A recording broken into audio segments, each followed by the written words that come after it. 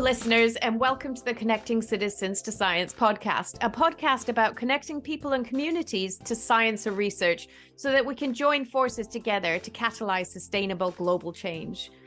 And happy International Women's Day, everyone. This episode is all about celebrating women and celebrating equity. Let's meet our guests. We have Veronica Mwania, who has a background in applied psychology and has been an independent researcher for 17 years in Kenya. She has worked for LVCT Health on various research studies, including the participatory study that we will be hearing about today. She is currently working with the Kenya Medical Research Institute on a study involving mental health screening for adolescents who are living with HIV. We also have Mary Muthoki, who is also an independent researcher working at the Kenya Medical Research Institute with 14 years of professional research experience. She is an expert in social and market research and was also a researcher on the community-based program that we will be discussing today. So let's start off by exploring, what does International Women's Day mean for you and why is it important? Veronica. For me, International Women's Day is special because I was raised in a family of working women. Like, I'm a third generation of working women. My grandmothers, my mothers, my aunties were all working women. They were empowered. And as I grew up, I went into research, which is, I believe it is my calling, and I managed to go into other communities. And I realized that the privileges that I have, a lot of other women don't have those privileges. And so that has been my driving force, to be able to empower young people, especially adolescents, girls, and women within our African context who are marginalized and are not able to access good education. I am really passionate about empowering women and young girls. That's great to hear, and it's wonderful, and we celebrate you on this International Women's Day as well. Maria, thank you for joining the podcast. We're really pleased to have you here. So what does International Women's Day mean for you? I think it's a day to remind ourselves that women need support, because often some women have achieved a lot, and even at their highest, whether they are doctors or have a great career, they are usually seen as less by their male counterparts. Or someone maybe needs to go home, take care of her kids. They're seen with a side eye that, oh, now you can't be like us. You can spend the whole day here or the whole night in an office. But a woman cannot often do that without neglecting her family. So women need support from both genders. So if you have a female boss or a male boss, they should be sensitive to the fact that you're a woman. I guess it's recognizing that the fight for equity for women is not just about engaging women, but changing those social norms.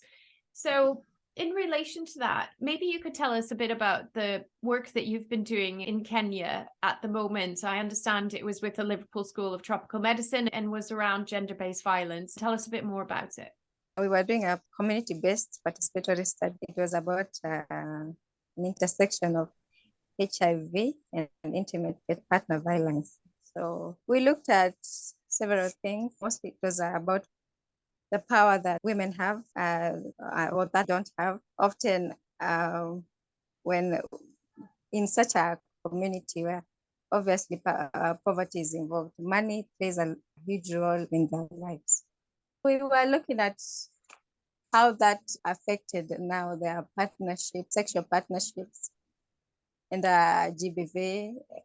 Often some women had to stay in situations where they were being sexually abused or physically abused because they didn't have other choices, or had to engage in sexual activities because of lack of this basic amenities or just a way for their families to survive. We were looking at how can these women also get power for themselves, so that with that power, they're able to now change their surroundings. And this is very important because while involving the community helps us to know now how can we help those women from that area, because we don't know the situation. They know some of the practical ways that their lives can be changed, because we don't understand the area because we don't live there. But when you participate with them, you see some of the solutions that can be found there because you have experts on the ground. Thank you very much. That really helps me to understand. And it sounds like it's a very sensitive area where you're discussing a lack of choice and power and also the sensitivity of abuse. Veronica, could you outline the practical elements? How did the study take place? Maria said that, you worked with women as co-researchers, but maybe you can give me a little bit more of a description of how you recruited them, the kind of relationship you built up, and how the research was conducted. We were very intentional about looking for people who are marginalized and people who are just not the normal people. The first thing we did, we went into the community, learned a lot about the community. We had to have meetings, which we attended for a while, not just one meeting. We had 2 or 3 meetings before that would communicate about our research, and also we took time to do consenting. I remember like the first meeting we had, the people on the ground, our co-researchers now, were expecting us to just hand them questionnaires, tell them how many people we want them to go find in the community. And we just had a meeting and closed the meeting and told them we are meeting again next week. When they started understanding the nature of the study and what we are looking for. And the first thing that they all responded to us and told us is, this is a unique study. You value us. You think about us. You are not just here to collect data. You're here to really find out the truth about what is happening on the ground. We recruited people from a representation of different people in the community, like young women who are mentors from LVCT who are mentoring other adolescent young girls in the community. We also wanted a representation of a Muslim person because the first thing we did was the mapping of the community, understanding the population of the community. And then we made sure that we had a representative of every person that is in the community, a religious leader, people living with HIV, someone from the LGBTQ community, people living with disability. And that's how we selected the co-researchers, because we needed people who will be able to identify with the needs of people. We had 11 co-researchers over a period of 1 year. It's really interesting that you were able to communicate the care and empathy you had for the research and for the people involved in the research. Veronica, as the research took place over a year, the relationships between the co-researchers, did you see that change throughout that year? We worked together, different people from different walks of life, representing different groups of people in the community, work together in harmony, respectful. One of the things that was very important for us is confidentiality. Everybody knew that they were part of this research, but nobody knew why the other person was selected. The religious leader did not know. We managed to keep confidentiality of people's identity. For instance, none of the co-researchers knew that this person is either lesbian, or this one is a sex worker, or this one is gay, or this one is a religious leader. The disclosure of identities was an issue because some of them feared being found out. So we tried to make them feel safer about disclosure, but that was a risk. We also managed to communicate and discuss about respect as a group. And so we developed guiding rules that guided us, and we worked within the rules. Each time we had a meeting, we had to go through what the rules were, like respect one another, share your opinion freely, listen to one another. All this is something that the whole group worked together to formulate. It's not an alien thing. We brought it from outside to the community and said, this is what we are going to do. We observed those rules and they guided us, and the whole year we worked really well. Even after exiting the community, the core researchers have continued to meet and tell their community about the results of the study. Maybe one other thing we also did, we created a safe place where, of course, we understand that the community is an informal settlement in Kenya where people are living below the poverty line, that is below $1.90 per US dollar per day.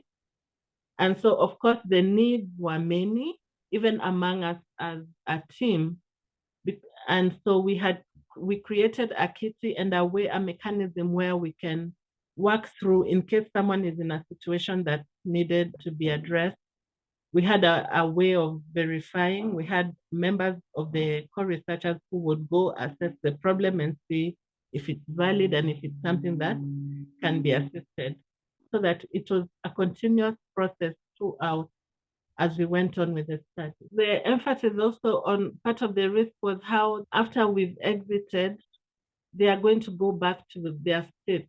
If you were unemployed or you didn't have something coming in, how would you handle it? We had to discuss it openly and see how they're going to manage and cope with the situation after the project is over.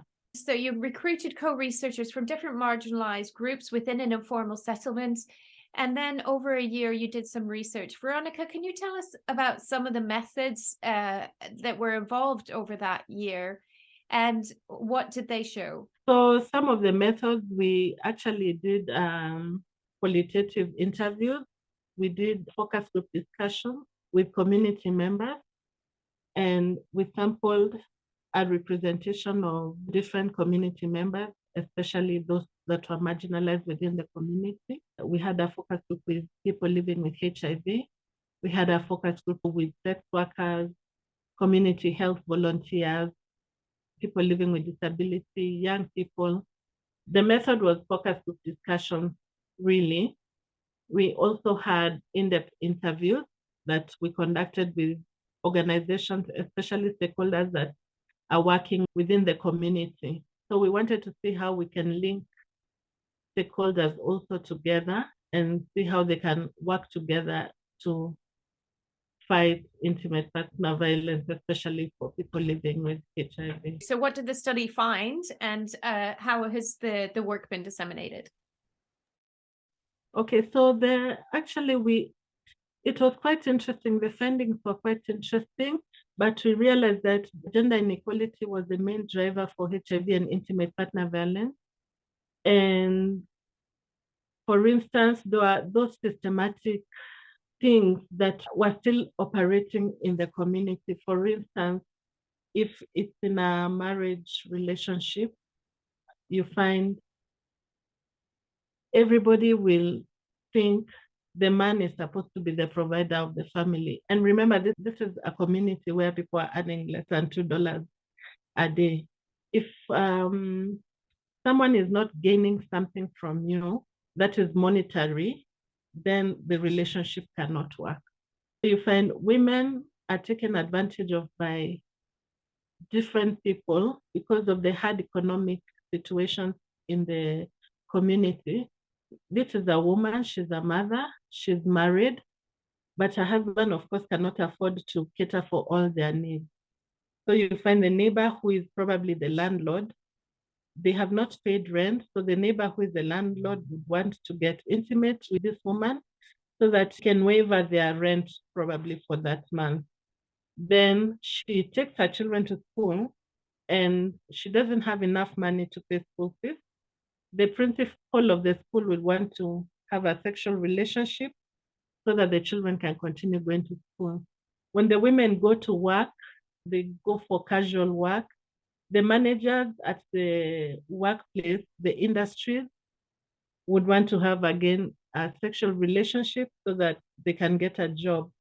So you find for women, including the person selling vegetables, the boda rider, that is the mode of transport they use, is motorbike. The list goes on. We call them boda here. You don't have money, again, the woman will have to give her body to get transport. The woman will have to give her body to the religious leader in case she's looking for a child so that the religious leader can pray for her. I mean, cycle just goes on and on. It was quite an eye-opener, even for our core researchers, as we continue to analyze, because we worked with them, collected data together, analyzed the data together with them, and disseminated the findings. Even as they went through the whole process, the thing that we know we left in Korogocho is the ownership. They owned the project, and they realized that this is our community and we need to do something, and we need to share the information to our community members. So because of that, they have continued to work together to disseminate the findings to the community members. They talk to their neighbors, telling them about intimate partner violence, the importance of where to report and systems like that. They're sharing the information. Maybe Maria would like to add how we disseminated the findings. Several of our researchers gave us stories now as an informal way that they helped their friends and neighbors deal with some of the cases of GBV that were happening. They gave them information about whatever they learned in our sessions. Plus now the dramas that they put on, we disseminated to the people in power in the community itself. So the chief, the police, and other people around. Some of our researchers are community volunteers. They deal a lot with the community. The information they got, they used it. They keep using it even now on the community. We had an FM station where we did some interviews on them. The FM station is based in the community, so I'm sure it impacted the community. Tell us a bit more about the dramas. What was the aim of the drama and how was it delivered? The aim was to show how intimate partner violence may occur. Sometimes some scenarios are not seen as intimate partner violence by some people. So we wanted to show the different ways that it can happen, it can occur, that even the woman can be the instigator and the one causing the abuse, and how now money is involved in the whole agenda. I would just like to add to what Maria was saying about intimate partner violence being normalized, to the extent that if someone sees someone like a husband beating the partner or the wife, nobody will come in to separate them. It is so normalized. Then to some extent, even these issues are normalized until even our own core researchers were surprised to realize that some of the things that just go on in the community that seem like normal things are actually intimate partner violence, and they're actually criminal, that they can actually be find vindication through the government system. At the drama, they acted out the scenarios, the normal scenarios that may occur in the community. And so they prepared a nice kit that would communicate our findings. And the kit was very elaborate, and the audience would really relate with what was being acted out. So it was a very good way of disseminating the findings. The other thing we did that we forgot to mention is we had a local painter who painted also the scenarios of the 9 things that came out, the emerging issues that came out in the study. Our core researchers each have copies of the painting that they're able to use to illustrate the findings of the research, and they're able to communicate to their neighbors and other community members. It sounds like the creative dissemination was really very important for this project. And I can imagine it also helped to overcome some of the sensitivities around the topic area. So really great to hear that. And I'm glad you added that. Maria, we would like to end the episode by asking you, what is your one piece of advice that you would give to others who are trying to transform the gender norm within communities and promote gender equity? In a community, I think community participatory research, I think that is a big thing. Involve the community you are going to research or you are dealing with. That way you get a lot of information from them, how to help them, because as an outsider, you would never understand what they need. Also, have men as part of whatever you're doing, because you will create empathy on their side. If we can do that, that would really help. We are not adversaries.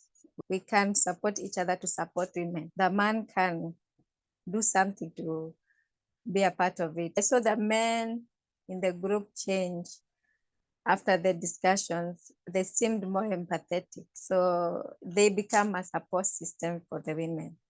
Thank you very much. Were there some recommendations for our global listeners around what can be done to try to address this gender inequity? I think the first thing that we learned when you work together with the community members, you see, these are people who are not exposed to so much information. For instance, they didn't even know how we were talking about power and power imbalances, and they did not even know the history of their country and even the history of their community. They are caught up in the day-to-day survival living. And so their minds will not go beyond their community. So you find they're not really exposed to a lot of information.